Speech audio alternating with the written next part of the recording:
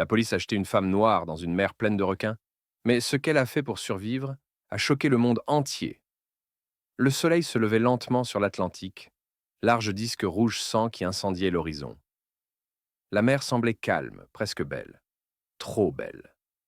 Mais cette beauté avait le goût du mensonge. Sur un petit bateau de patrouille, trois policiers discutaient à voix basse, leur rire se mêlant au clapotis régulier des vagues.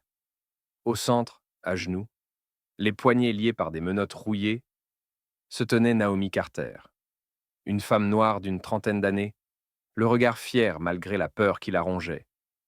Ses cheveux trempés collaient à sa nuque, son t-shirt kaki, encore marqué du logo de l'Institut océanographique, était couvert de sel et de poussière. Naomi n'était pas une criminelle. Elle était biologiste marine. Elle avait consacré 10 ans de sa vie à étudier la biodiversité des récifs, à protéger la mer, jusqu'au jour où elle avait découvert trop de choses, trop de barils immergés la nuit, trop de navires sans registre. Et derrière tout cela, des contrats publics, signés, tamponnés, protégés par les mêmes autorités censées faire la loi. Personne ne la retrouvera ici, murmura le plus jeune des trois hommes, les doigts crispés sur son fusil. Tu parles, répondit son collègue en riant. Les requins s'en chargeront. Le troisième, plus âgé, silencieux jusqu'ici, fumait une cigarette. Son badge brillait sous le soleil. Il n'avait pas besoin de parler. Son regard suffisait à comprendre qu'il savait exactement ce qu'il faisait. Naomi leva la tête, essaya de capter un regard humain. Rien. Juste trois uniformes, trois visages fatigués de pouvoir. Le vent portait l'odeur du sel et du métal. Les mouettes tournaient au-dessus du bateau, comme si elles savaient que quelque chose allait mourir ici. Pourquoi demanda-t-elle enfin d'une voix rauque. Personne ne répondit. Seul le clapotis régulier de la mer. Elle répéta, plus fort. Pourquoi? Le plus jeune policier éclata de rire. Parce que t'as parlé trop fort, ma belle. Et que dans ce pays, ceux qui parlent finissent au fond. C'est ça, la justice? Murmura Naomi. Non, c'est la mer qui juge, lança le troisième d'une voix glaciale. Elle baissa la tête. Ses lèvres tremblaient, mais ce n'était pas de peur, de rage. Elle pensa à sa mère, morte 5 ans plus tôt.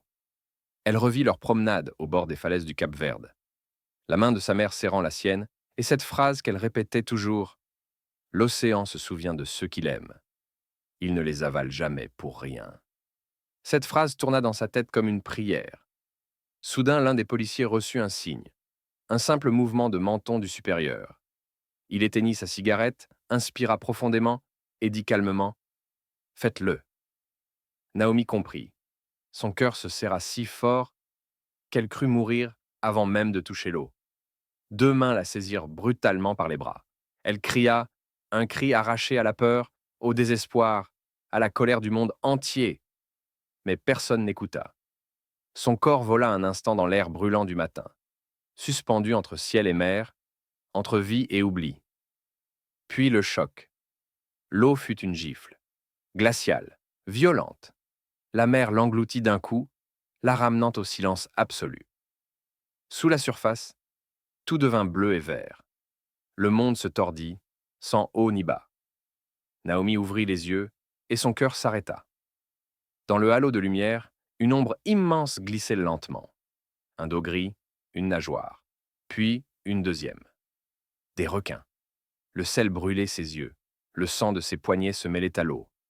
Mais elle savait, il ne fallait pas bouger, ne pas crier, ne pas frapper, rester calme.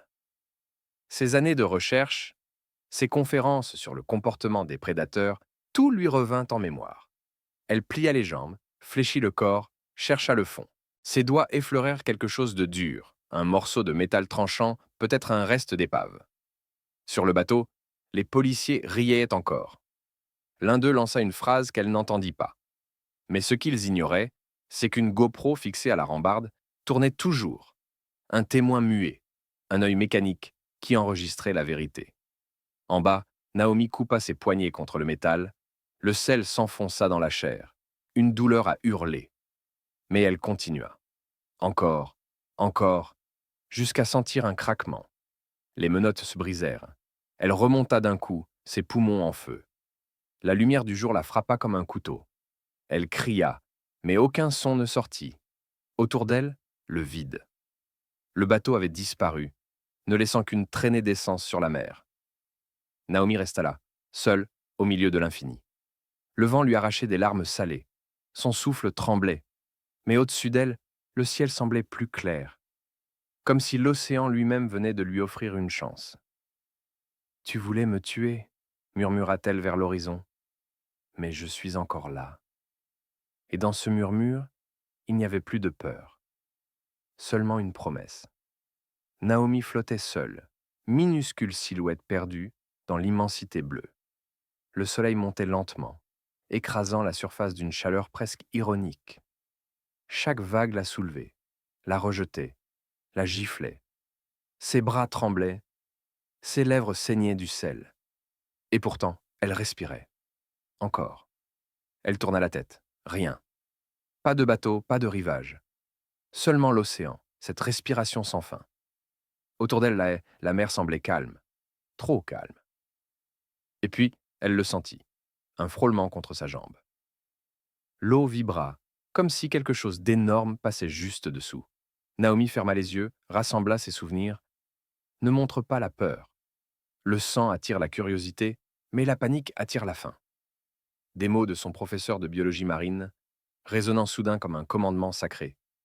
Une ombre grise apparut. Un aileron fendit la surface, puis un autre. Et un autre encore. Ils étaient 3, peut-être 4. Des requins, grands, rapides, presque silencieux. Leur corps massif décrivait chez des cercles, de plus en plus serrés. Naomi sentit la terreur grimper le long de sa gorge. Chaque battement de son cœur résonnait dans tout son corps. Mais elle refusa de bouger. « Je suis toi, mère. Je t'ai étudié. Je t'ai respecté. Tu ne peux pas me trahir. » Les minutes s'étirèrent en éternité. Les requins approchaient, leurs yeux noirs vides de haine, pleins de curiosité. L'un d'eux passa si près qu'elle sentit la pression de l'eau contre sa peau. Son instinct hurlait de fuir, mais son esprit, froid, scientifique, murmurait « Observe, ne réagis pas ». Et alors, contre toute logique, les requins s'éloignèrent. Leur cercle s'élargit. Ils disparurent lentement dans les profondeurs. Le silence revint. Naomi éclata de rire, un rire nerveux, cassé, presque fou. Même les monstres m'ont laissé vivre. Mais le répit fut bref. Le soleil brûlait sa peau. Ses lèvres se fendaient. La soif commençait à la tuer plus sûrement que les prédateurs. Elle nageait, mécaniquement. Un bras, puis l'autre. Chaque mouvement lui arrachait un cri muet. Par moments, elle croyait voir la terre. Un mirage, un nuage, rien de plus. Les heures passèrent. Le ciel devint rouge, puis violet. Et la nuit tomba d'un seul coup, comme un rideau. Le noir, total. L'eau devint froide, presque glaciale. Le silence n'existait plus. On entendait des sons étranges, des cliquetis, des grondements venus des abysses. Naomi savait. La nuit, les requins chassent davantage. Elle pensa à abandonner, fermer les yeux, se laisser couler. Mais alors une image s'imposa. Sa mère, encore, sur la falaise, les bras ouverts, le vent dans les cheveux. L'océan te teste. S'il t'épargne, c'est qu'il te confie un message. Naomi leva la tête vers le ciel. Des éclairs, lointains, déchirèrent les nuages. Une tempête approchait. Elle aurait dû paniquer. Mais au contraire, elle sentit la rage monter. « Vous vouliez que je meure ? Très bien. Alors regardez-moi survivre. » Le vent se leva. Les vagues grandirent, violentes, imprévisibles. Chaque crête la frappait comme un poing. La pluie cinglait son visage, lavant le sang et le sel. Elle s'accrocha à un débris de bois dérivant, peut-être un morceau d'épave. Ses doigts glissèrent, ses ongles se fendirent, mais elle tint bon. La foudre tomba, tout près. La mer devint blanche un instant. Dans ce flash, elle aperçut à nouveau un aileron, mais il ne s'approchait pas. Il tournait autour d'elle, lentement, presque protecteur. Elle murmura dans le vent.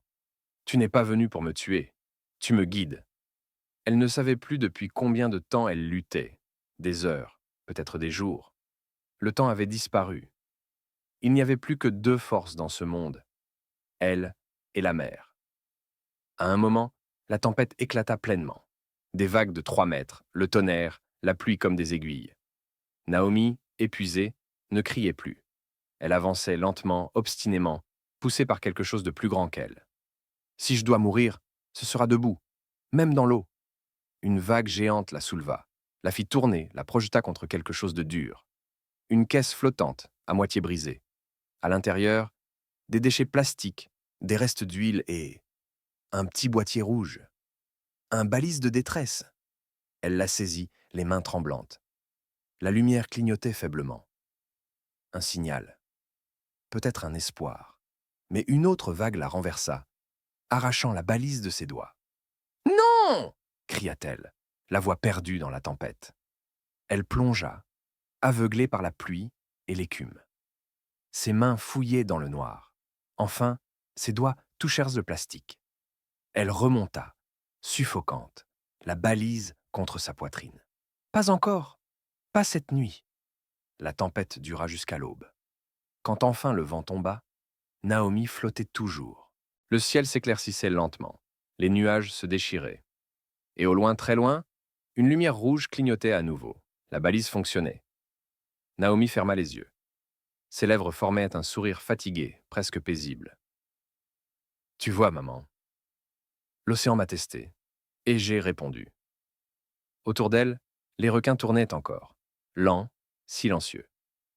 Non plus comme des ennemis, mais comme des gardiens. Le soleil se levait lentement sur une mer redevenue calme. Les vagues glissaient comme si la tempête de la veille n'avait jamais existé.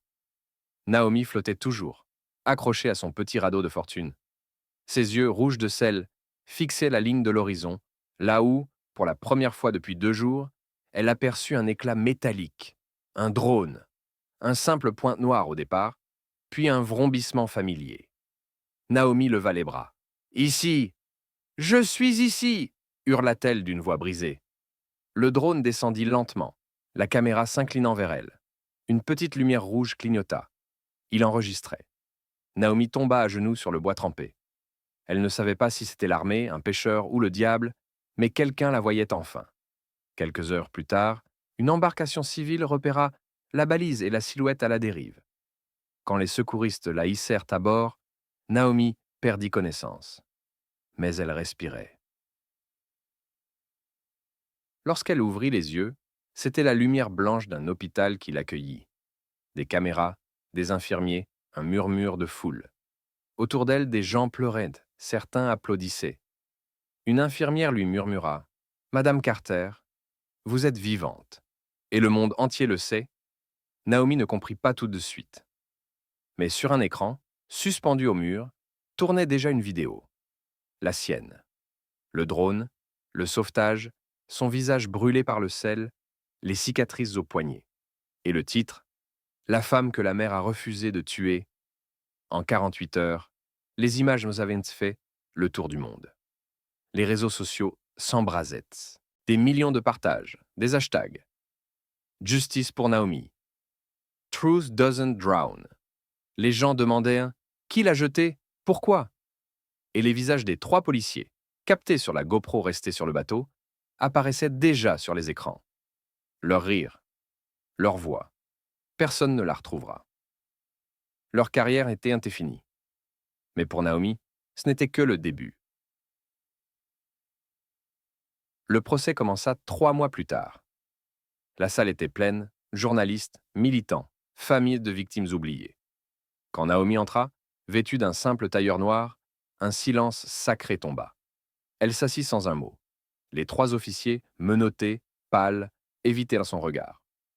Le procureur lança la vidéo devant le jury. Les rires sur le bateau, le plongeon. Le silence après le choc. Chaque son frappait comme une gifle. Certains jurés pleuraient. Puis Naomi se leva. Sa voix était faible mais claire. « Je ne suis pas ici pour me venger. Je suis ici pour rappeler que la vérité flotte toujours. Vous pouvez me jeter dans la mer, mais pas effacer ce que vous avez fait. » Ces mots, simples, traversèrent à la salle comme une vague. Dehors, la foule chantait son nom. Quand le verdict tomba, Coupable sur tous les chefs d'accusation, la clameur éclata. Mais Naomi, elle, resta immobile. Les larmes coulaient en silence. Pas de joie, du soulagement. Les mois suivants, son visage devint symbole. Des graffitis sur les murs. Truth floats. Des étudiants marchaient avec des pancartes. Naomi n'a pas coulé. La corruption, oui. Elle refusa la gloire facile. Elle créa The Surface Project, une fondation pour ceux que la loi a laissé couler. Femmes battues, lanceurs d'alerte, victimes de brutalité. Chaque interview, chaque discours, elle répétait « Le vrai danger, ce n'est pas la mer, c'est le silence. » Et le monde écoutait. Un an plus tard, Naomi revint sur la côte où tout avait commencé. Le ciel était calme, l'eau paisible. Elle retira ses chaussures, avança dans les vagues, ferma les yeux. « Tu as voulu me prendre, » murmura-t-elle, « mais tu m'as rendue plus forte. » Une brise légère effleura son visage, comme une réponse. Derrière elle, sur la plage, des centaines de bougies formaient un mot géant. Survivante. Les caméras étaient trop là, bien sûr, mais Naomi ne jouait plus un rôle. Elle regardait la mer non plus avec peur, mais avec gratitude. Parce qu'elle savait que, dans le bruit des vagues, le monde entendait enfin quelque chose. Le cœur d'une femme qui avait refusé de couler. Et sur l'écran final, avant le fond du noir, la vérité flotte toujours, même dans l'océan des mensonges. Abonne-toi à Histoire de Dîmes pour plus d'histoires vraies qui redonnent foi en l'humanité.